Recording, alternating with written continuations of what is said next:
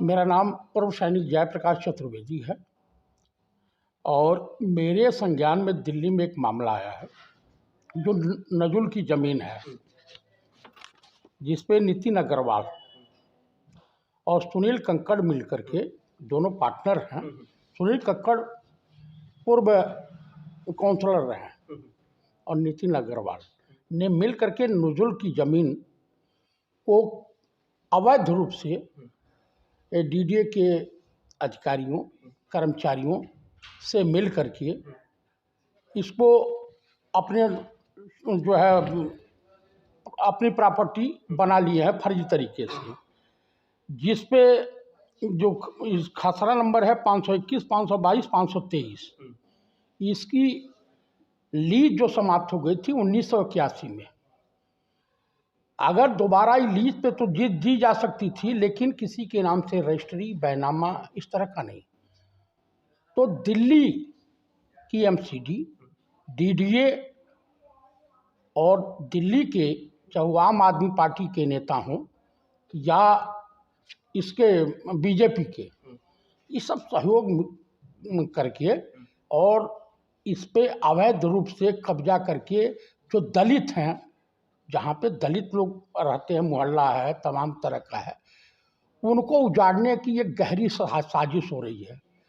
जबकि नई Delhi railway station नज़दीक है, तो कम से कम भारत सरकार जो दलितों की बात करती है, झुग्गी झोपड़ियों की जगह अच्छी मकान बना करके ये गरीबों को बसाने की बात करती है, तो इसका मतलब साफ जाहिर है कि इधर दिल्ली में आम आदमी पार्टी के अरविंद केजरीवाल लूट खसोट मचाए हुए हैं और उधर जो है देश की सरकार माननीय प्रधानमंत्री श्रीमान नरेंद्र दामोदर दास मोदी उर्फ राजा बाबू के साथ मिलकर के मानो दिल्ली को लूटने का ही दोनों, और आरोप अब लग रहा है कि इनका शीश महल है तो उनका राजमहल है, उनका 400 करोड़ में बना है तो इनका 80 करोड़ में बना है। एक दूसरे पर आरोप प्रत्यारोप लगा रहे हैं, जबकि चोर चोर दोनों मौसूरे भाई हैं। दिल्ली की जनता ये भली भांत जान गई है। क्या आप जिस प्रॉपर्टी की बात कर रहे हैं, क्या दोनों गवर्नमेंट, दिल्ली गवर्नमेंट और बीजेपी गवर्नमेंट मिलके? हाँ, मिल करके, और जिसको मैं सीधे पार्लियामेंट में भी एक क्वेश्चन उठेगा, इसके पूरे कागजात हैं। यहाँ की जनता परेशान है, जनता परेशान, और जो लोग वहाँ सदियों से बसे हुए हैं, कई पुश्तों से रह रहे हैं, उनको कैसे उजाड़ा जा सकता है जी?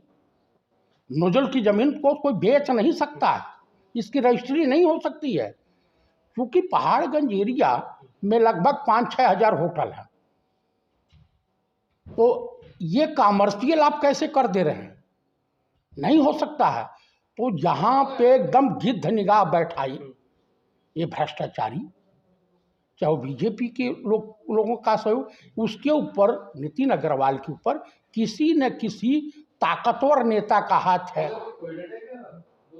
वो बीजेपी का हो सकता है, वो संघी हो सकता है, वो आम आदमी पार्टी का भी हो सकता है, मानो दोनों पार्टियां मिलकर के। इसमें आरएसएस का भी हाथ है?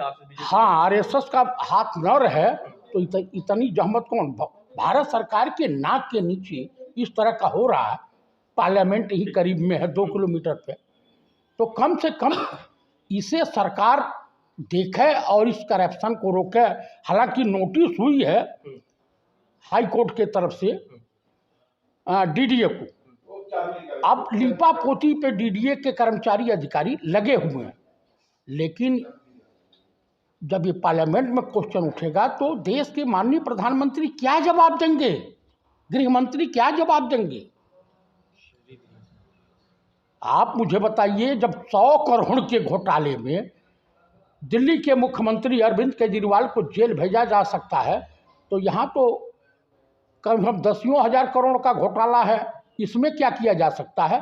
थोड़ा देश की सरकार बताने की तकलीफ पर है।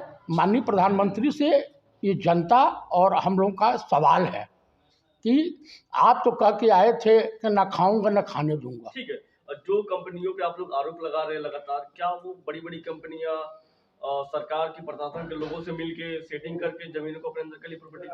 जी बिल्कुल बिल्कुल।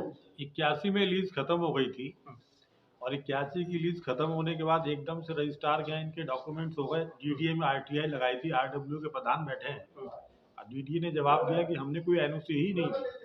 मैं आपको बताना चाह रहा हूँ कि उसके बाद ये हाई कोर्ट गए, हाई कोर्ट ने उसकी जांच के लिए डीडीए से जवाब मांगा है, 4 महीने का टाइम दिया है, लेकिन डीडीए ने अभी तक इसके अंदर कोई एक्शन दिखाया नहीं है। उन लोगों को, जिन लोगों ने जमीनों के डॉक्यूमेंट कराए हैं, अभी तक कोई उनको नोटिस जारी नहीं हुआ।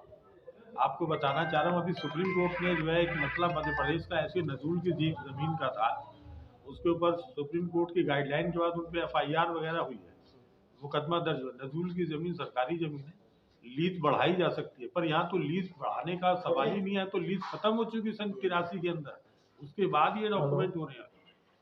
और ये जो बड़े बड़े लोग हैं, ये नजूल की जमीनें ज्यादातर रसूखदार लोगों के पास ही है। मीडिया वाले ज्यादातर वही अपनी जमीनों पे प्रॉपर्टी के लिए रसूखदार मैटर लोगों में। का कब्जा है, जो बस फोर्जरी के डॉक्यूमेंट बना करके और उसको कंटिन्यू कर रहे हैं।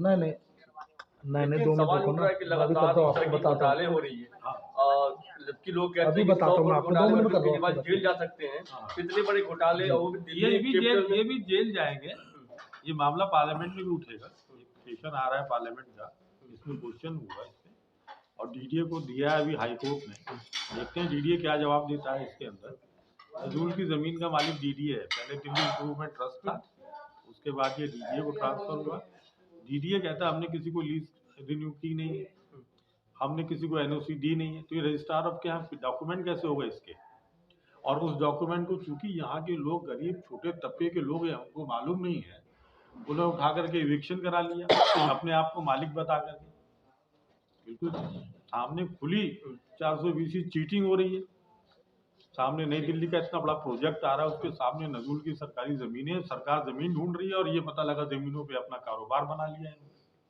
सर आप RWA के और इसके अंदर मैं आपको बताना चाहता हूँ कि ये इसके अंदर बीजेपी और आम आदमी पार्टी, इनका मिला हुआ घेल है। ये बाहर कहाँ लड़ते हैं, कैसे लड़ते हैं, और ये दलितों की बात करते हैं। ये सारी दलित बस्ती है जिनको उजाड़ करके सारा काम हो रहा है। अब ये देखिए पूरा कागजात, वो डॉक्यूमेंट ये है सब सारे, ये भी है, इसमें भी है। RTI के जवाब है। और आपको बताना चाहता हूँ ये माफिया इतना बड़ा है कि एक दीपा शंकर साहब थे, उन्होंने इसमें RTI वगैरह लगा के जो जवाब निकाले वो लापता हो गए, उनका आज तक पता नहीं है। ये दीपा शंकर ने ये सब RTI लगा के किया है, तो उसको गायब कर दिया, उसके ऊपर कोई तवज्जो नहीं, उसका कोई पता नहीं है वो कहाँ गए। तो इसकी भी जांच होनी चाहिए कि इसके पीछे जो ये बैठा है, ये क्या नितिन अग्रवाल, ये सारा काम ये कंपनी के बिहाफ पे कर रहा है। ये बहुत बड़ा आदमी है। इसमें ये बीजेपी का एक यहाँ जिला अध्यक्ष है सुनील कक्कड़, ये सब लोग मिलकर के इसके अंदर रैकेटर बने हुए। आपको बताना चाहता हूँ, मैं दिखाऊंगा आपको कि सरकारी बाथरूम है जिनकी मेंटेनेंस डीडीए करती है, कारपोरेशन करती है। पता लगा उसके ऊपर होटल खड़ा हुआ है, उसके ऊपर भी होटल बना लिया है, पार्क घेर के होटल बना दिए। कुल मिला के यही है कि जी के नाजुल की ज़मीन है, और हम चाहते हैं कि जो दलित परिवार रह रहा है यहाँ पे पीढ़ी दर पीढ़ी से, हमारे पूर्वज यहाँ रहे हैं, मेरे दादाजी का जन्म यहाँ हुआ, मेरे फादर का जन्म यहाँ हुआ, मेरा खुद का जन्म यहाँ हुआ, मेरे बच्चों का जन्म यहाँ हुआ। तो आज हमें घर से बेघर करना जा रहा है अचानक से, और सिर्फ पैसों की ताकत पे और अपने कॉन्ट्रैक्ट बेसिस पे, रसूख से। और इनसे मेरी जितनी क्षमता है मैं कानून के माध्यम से, संविधान के माध्यम से लड़ने की कोशिश कर रहा हूँ, क्योंकि ना तो मैं कोई बहुत बड़ा पैसे वाला आदमी हूँ, ना मैं कोई बिजनेसमैन हूँ। एक अपने बाल बच्चों का पालन पोषण करता हूँ और RWA चलाता हूँ, और इसी आधार पे मैं लोगों के लिए सोच रहा हूँ कि किसी सबका भला हो जाए और उनको इंसाफ मिले, क्योंकि लोग डर गए और लोग पीछे हट गए इस सबसे। और इसीलिए मेरी ये आवाज़ है, और मेरी डिपार्टमेंट से, सरकार से, दिल्ली सरकार से, भारत सरकार से, इन सबसे निवेदन है कि इस पे उचित कार्रवाई करें, और जो सही है वो सही हो, और जो गलत है उसे गलत कहा जाए। लेकिन सर डीडीए ने तो कहा कि हम 4 महीने के अंदर रिपोर्ट सौंप देंगे आपको। हाँ सर, अब 4 महीने की रिपोर्ट का वेट करते रहे हम, 4 महीने की रिपोर्ट आने तो दीजिए, अभी हमें पता ही नहीं क्या आएगा, क्या ज्यादा हो चुका है। 4 महीने की रिपोर्ट में क्या मैनेज करेंगे मुझे नहीं पता, पर हाई कोर्ट के डायरेक्शन के बाद थोड़ी सी तसल्ली मिली, एक उम्मीद की किरण जगी कि कहीं ना कहीं रिपोर्ट अच्छी आएगी, ये आश्वासन है। मैं लगातार देख रहा हूँ कई घरों पे ताले लग गए, तो क्या उनको डर की वजह से प्रशासन द्वारा घर खाली कर दें? नहीं, कोर्ट से इविक्शन पास कराया जा रहा है, उन्हें डराया भी जा रहा है, तो आगे लड़ने की उनकी क्षमता नहीं, अनपढ़ लोग हैं, ज़्यादा जानकारी है नहीं, तो वो आगे जा नहीं सकते। अगर मान लो हाई कोर्ट, सुप्रीम कोर्ट में जाना तो पैसे लगेंगे सर। एक आदमी 1000 रुपये कमा रहा है, वो 50,000, 20,000, 10,000 कहाँ से लाएगा वकील को देने के लिए? आप सोचिए ना। तो इसलिए लोगों ने फिर हाथ जोड़ दिया, वहाँ से अपने निकल लिए, जो उन्होंने लेना था लिया और चले गए। आपको क्या लगता है इसमें कौन लोग शामिल है, अगर डायरेक्ट बात किया जाए तो? कंपनियां शामिल है इसमें, कंपनियां शामिल है। ये विशेष व्यक्ति नहीं है, कंपनी बना के इसमें स्कैम किया गया है। ऑलिक्स एग्जिम, शौर्या बिल्डबैग, ये कंपनियां बनाई गई हैं इस प्रॉपर्टी को लेने के लिए, और इसमें 6 पार्टनर और है अदर, और जिला अध्यक्ष का सबसे बड़ा रोल है सुनील कक्कड़ जी का इसके अंदर। ये मैं आपको स्पष्ट बताऊं, उनके ही उससे ये विधायक विशेष रवि, पूरी बस्ती उजाड़ी गई है। आम आदमी का विधायक विशेष रवि जी भी कोई सुनवाई नहीं कर रहे, लोग गए हैं यहाँ पे कई। विशेष रवि और ये जिलाध्यक्ष बीजेपी, ये इनका मिला हुआ खेम है। ये बिल्डर माफिया के साथ मिलकर के पूरे करोल बाग को पहाड़गंज को बेचने में लगे। क्या आपकी बात हुई कभी विशेष रवि से? नहीं जी, कई बार लिखत में दिए हमने चिट्ठी, और लोग मिलने की कोशिश, मिले नहीं समय पे। कुछ लोग मिलने गए, उनसे मिले और उन्हें आश्वासन दिया कि हम करेंगे पर कुछ हुआ नहीं। आप कह रहे कि इनकी मिली भगत से काम हो रहा है? सर मिली भगत इस तरह है ना कि हमारी कंप्लेंट पे कोई सुनवाई नहीं होगी ना। जो कह रहे हैं वो कह रहे हैं कि जो मिल रहा है वो ले लो, नहीं तो ये भी इससे भी जाओगे आप लोग, इससे भी जाओ। पैसे दे रहे हो, कह रहे कि आप रख लो वरना ये भी नहीं मिलेगा। हाँ, ये धमकी समझ लो या जो भी कहना चाहे, और हम कह रहे हैं हमारे को हर तरीके से दबाव बनाया जा रहा है।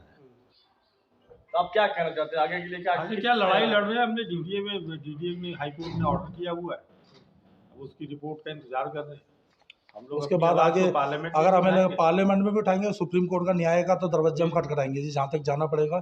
अपने हाथ जोड़ के निवेदन करेंगे सबसे कि सरकार हमारी बात सुने और यहाँ लोगों को इंसाफ मिले। भाई यही हमारी इच्छा है और यही हमारी डिमांड। आप लगातार एलिगेशन लगा रहे हैं दीपा शंकर जी को गायब कर दिया गया कि पता नहीं, तो आपको भी तो साथ हो सकता है। हमारा क्या हमारे तो लड़ाई जनहित की लड़ाई है, तो हम तो उनके साथ ही रहेंगे। दीपा शंकर जो थे ये उन्होंने ही लिखा है, मैंने नहीं लिखा। ये उन्हीं की लिखत की कंप्लेंट एप्लीकेशंस है, उन्होंने जो लगाई थी लगातार, उनके माध्यम से हम लोग बचे हुए थोड़ा सा, नहीं तो अब तक हमारी सुनवाई कहीं होती नहीं थोड़ी बहुत।